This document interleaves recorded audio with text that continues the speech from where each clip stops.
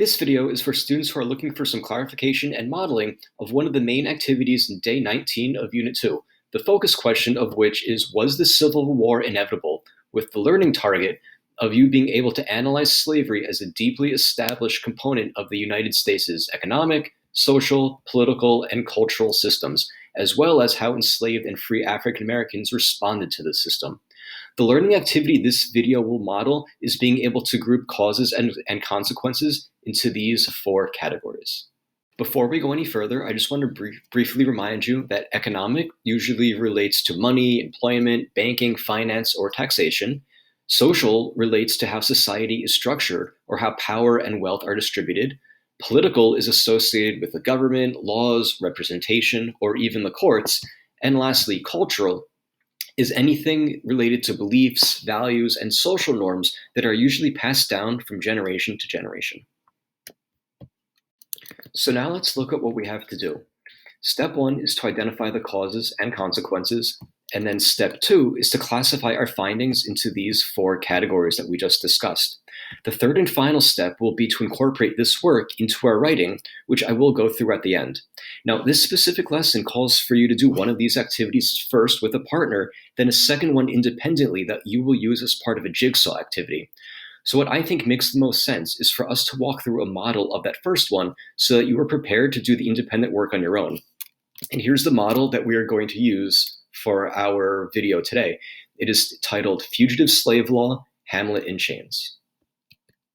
Even before starting the process of identifying the causes and consequences, we must first source and analyze whatever document we are given. Depending on the type it is, like whether it's an image, a chart, a table, or a text, you may have a preferred method to do this. Since this one is an image, I'm going to use the see, connect, infer approach. That means the first thing I'm going to do is spend a lot of time noticing its sourcing information, then taking a look at its headnote up here, and finally I'm going to closely look at the image itself.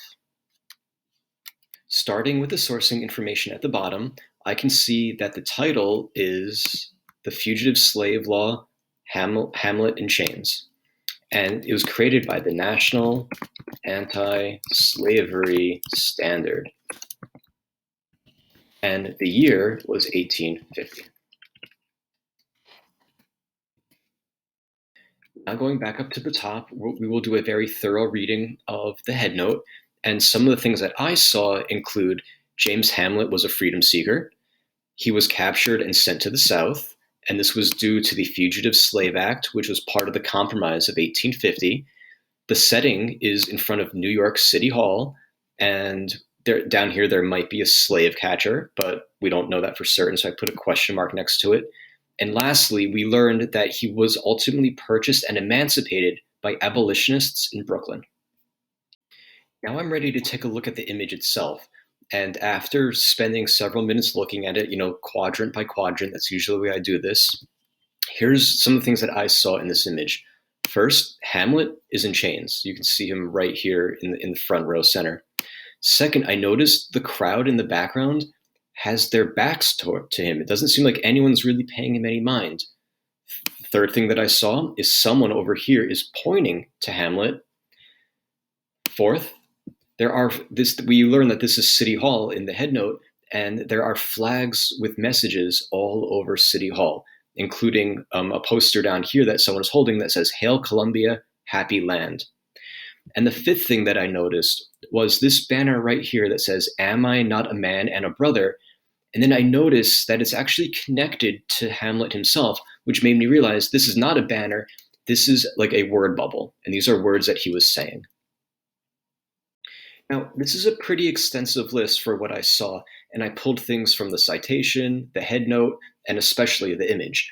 And just like I constantly remind my own students, the more thorough you are on this first step, the more opportunities you make for yourselves in these next two. And I'm really happy that I noticed the words that the artist put coming out of Hamlet's mouth over here, because that's going to be the connection I make. Because I can connect this to something we did a few lessons prior in day 14, when we used a seal from an anti-slavery society that had the same exact phrase, and we used it to create a definition for the word abolition. And lastly, my inference, or conclusion based on the evidence that I see. I can infer that the artist's message was that a lot of New Yorkers are paying attention to other things. And, maybe that's what these flags are representing. While African American men and brothers are being captured, sent to the South, and enslaved. Now that I have a much deeper understanding of this image, I feel prepared to identify the causes and consequences of the event depicted in it. First, though, I do have to be clear about what the event even is about, and after doing this see, connect, infer activity, it is clear to me that the event is African Americans, and in this case specifically Hamlet, being captured in the North and then being transported and enslaved in the South. When I'm thinking about its causes, though, I am going to rely on that head note and anything else I know about the historical context in which it was created. For instance, if I pull up my see, connect, infer notes again, I see here that it was due to the fugitive slave law that allowed freedom seekers such as James Hamlet to be captured and sent to the South, which is what I'm going to include in my causes section right here. As for the consequences, there are several that we can get from both the image and to a lesser extent the head note, but let's start with the image first. Now, it is clear that Hamlet is about to be captured and re-enslaved, so I consider this direct evidence of what I believe to be the most glaring and significant consequence. Second, we see many New Yorkers with their backs turned to this event happening and watching something else, which is giving me the impression that they are indifferent to the fugitive slave law being enforced. However, this is open to interpretation. But then we also saw up here that a group of abolitionists living in Brooklyn they banded together and purchased Hamlet, and that resulted in him becoming a free man. So those are the three consequences that I'm going to go with, and I'm going to enter them right down here. Next, we have to classify these causes and consequences into these groups that we discussed earlier. And I'm just going to do that by simply cutting and pasting these into the next slide. So for the first one, the Fugitive Slave Act, that was passed by the federal government, and it was without a doubt a political factor. So I'm just going to move that over here. Okay. Now, for the next one, we have freedom seekers to be captured and forcibly returned to the South. Now, this one's hard because I think it includes both social and economic components, but since it uses the words forcibly returned, that makes me really think of the systematic racism and inequality that American slavery was based on, and that kind of leads me to consider it more of a social factor in this. And onto the consequences. For this first one, I am going to classify this one as economic because the Southern economy was dependent on forced labor. And I do admit how similar this one is to the cause that we just classified as social, but I do think it's just a testament to how aligned some of these categories are. The last two consequences about how New Yorkers reacted in very different ways to this event happening, some people being indifferent and not paying attention, others actually working to help Hamlet achieve his independence and freedom. I'm going to enter both of those right here because they both align to people's behavior.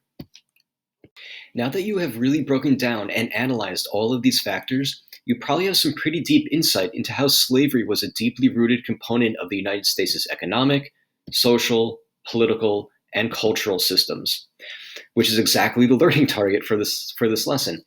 And like I mentioned earlier, you will be doing this one more time independently as part of a jigsaw activity. And here on this check for understanding, you can apply all this knowledge you gained in this lesson to the larger question that you've been considering this unit, which involves the causes of the Civil War. And on this wrap-up question, you can also connect it to our overriding question this unit as to whether the Civil War was truly inevitable.